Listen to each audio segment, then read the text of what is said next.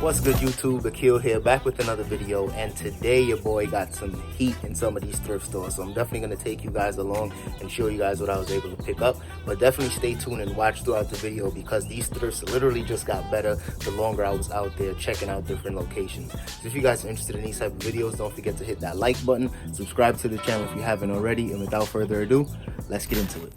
Alright y'all, so we in the first thrift of the day, and I came across a bunch of these universal remotes, and they were asking $5 for these, and they were at least 25 to 30 of these in here.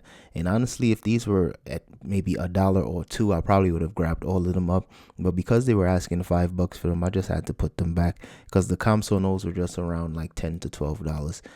Then I came across some of these, like, it was like a fan slash heater type of thing, and they were selling for just about 25 to 30 bucks. So once again, a little too expensive for me, but they had a bunch of those there. So if the price was a little cheaper, especially something like this surge protector that usually sells pretty fast, if the price was right, I probably would have grabbed all of those stuff up, because to get a bunch of brand new inventory into the store, that would have been really ideal for me. But like I said, they were asking $10 for stuff that, you know, probably could have been $5 or even $1. Next came across some of these cordless phones, and I sell a ton of these cordless phones. They don't sell super fast. Usually the Panasonic or the AT&T phones sell a little faster, but this one in particular, I'm still gonna grab these up because it's only $2.99. And sometimes I sell them, the phones, individually. Sometimes I sell it within a set, but I usually always grab them up. This is a really good brand to be on the lookout for if you guys sell blazers. Of course, people know Pendleton for some of their flannel shirts, but as soon as I seen this blue tag on the blazer, I knew for a fact it was going to be Pendleton. And it looks like it was also freshly dry cleaned, so that's always a good sign as well.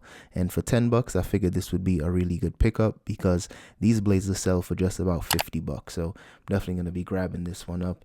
And I told you guys before, I'm going to try charging shipping for a lot more of my items, so I should get at least somewhere around $60 for that blazer. And here was this Manchester City soccer jersey, and this one was pretty clean. I believe it was either a women's extra large or maybe a youth size extra large, but it was actually in the men's section, so I was kind of disappointed, because women's jerseys and youth size jerseys, they still sell, but they take kind of long to sell for me. But if this was a men's extra large, I would have definitely picked it up, and it probably would have sold for like 25 to 30 bucks.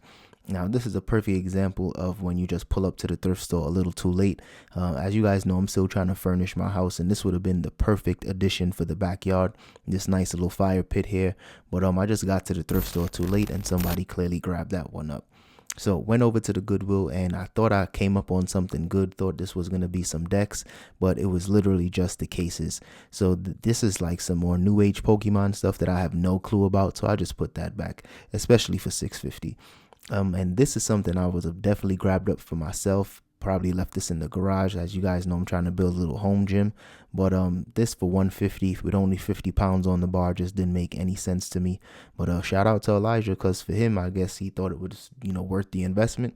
Pretty decent bench, but for me, just way too overpriced. Next to that was this Shark vacuum, and I don't sell a ton of vacuums, but I recently sold one on OfferUp for about $150, and that one was actually a Dyson vacuum. And I know Dyson and Shark are two really good vacuum brands, and I tested this one before I left the store, and the suction just wasn't that strong, so I ended up leaving that one there. But you definitely want to make sure you guys are checking out Dyson and Shark vacuums. Those are two really good quality ones. Now, shout out to BG. He gave me some really good tips when it comes to flipping some of these Rock Band guitars. Just made sure to, make sure that the whammy bar is firm and it's still springy. As you guys can see, this one was definitely broken, and as I was shaking it, there was something like rocking around in the actual guitar, so I ended up putting that back. But those usually sell for like 40 to 50 bucks, so definitely be on the lookout for those. Now, here were some really good finds. Here were some Bose speakers, and these were like some surround speakers. I actually sold these in the past. I think the keywords I used were like double cube speakers. They had just one gray one, but they had 3 of the black ones, so I'm probably gonna lot the 3 black ones together, and then I'll probably sell the gray one separately. and I should definitely get somewhere around like 60 to 80 bucks for the black ones, and maybe 20 to 30 for that gray single one. But anything bows usually does sell for some decent profit. So if you guys see bows, you always just want to pick those up, test it if you can, but it usually always sells and works pretty well. And here was a pair of Brooks running shoes for women, and the only downside to these is the fact that they were both missing the insoles, but these should definitely still sell for about 40 bucks because they were in really good condition, and they were only asking $6.50 for these. So I definitely went ahead and I scooped those up. And next to that was this pair of New Balances, and I actually sold this colorway before and they were pretty clean, but once I saw the price point, I was like, oh hell no.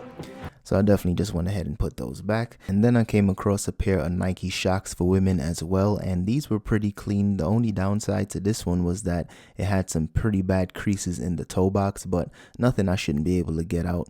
But these Nike Shocks usually always sell anywhere between like 60 to as high as 80 bucks for me. That's why I always pick up Nike Shocks anytime I can find them. And these older ones, as you can see, this one was from 2005. Definitely going to be selling that one for at least 50 bucks as soon as I get that those creases out the toe box. And here was a pair of Asics. I don't sell a ton of Asics, but if I can find them while they're still pretty clean and in good condition, I usually sell them for about maybe 30 to as high as about 50 bucks depending on the condition. This one in particular was really clean, so this one should sell for closer to that $50 mark all day long. So I'm definitely going to be scooping these up as well. And here was a pair of Jordan 23s, and the 23 definitely isn't a very popular model at all. The Chicago and the All-Star colorway is a little more popular, but this one in particular, just the comps on these were really weak, and as you guys can see, they were asking like 25 bucks for those. So if it was, a little cheaper, probably a little better condition, I probably would have still grabbed them up. But for that price point and that condition, it just didn't make any sense. And this was pretty nostalgic. This was actually Dwayne Wade's first pair of Jordans when he was with Jordan Brand. But as you guys can see, the separation on this pair was just a little too severe for me. So I had to pass on those. But overall, I think there's still some value to those. But, some people do restoration projects, but that's just not something I'm into doing. Now, here was some vintage Heat from the Atlanta 1996 Olympic Games. I usually don't come across like vintage pieces like this often, so I was definitely excited when I seen this. They were only asking $6.99 for this, surprisingly. The Goodwill over here usually charges a ton of money, but the comps on this one was crazy. I actually seen one that sold maybe 2 weeks ago for 85 bucks plus shipping, so absolutely gonna be grabbing that one up. Now here was just a Dallas Cowboys jersey. This one was, I think, Tony Romo. Of course, he's retired now, but some of these jerseys still sell for some good profit. This one in particular, very similar to that soccer jersey I showed you guys earlier. The women's jerseys just don't sell for that much money. And since Tony Romo is gone by this point, I just put that one back. I didn't even bother checking the comps. But here was a really good find. This was actually one of the slim PS2s, and they were asking 15 bucks for this one, but thankfully I actually have a controller for this, and I actually have the PSP charger, which could also be used for the PlayStation 2 Slim. So I'm all good to go. I know I have some extra AV cables for this as well, so I'm gonna test this out and take it home, and if it works, I'll be good to go and sell it for maybe 60 bucks. If not, I'll just bring it back to Goodwill. Now, this is some of the stuff that I love to sell because these always sell for some huge profit. This was just one of those vintage camcorders, and anytime I check the comps for these, I usually just plug in the model number. It's either on the bottom or right on the side, as you guys can see. And the good thing with this one is that it actually came with some extra batteries, so that always adds some extra value to these as well. But in the bag, it had everything that you need, including the power adapter, and then it had the AV cables in here as well, and it also had like the adjustable strap.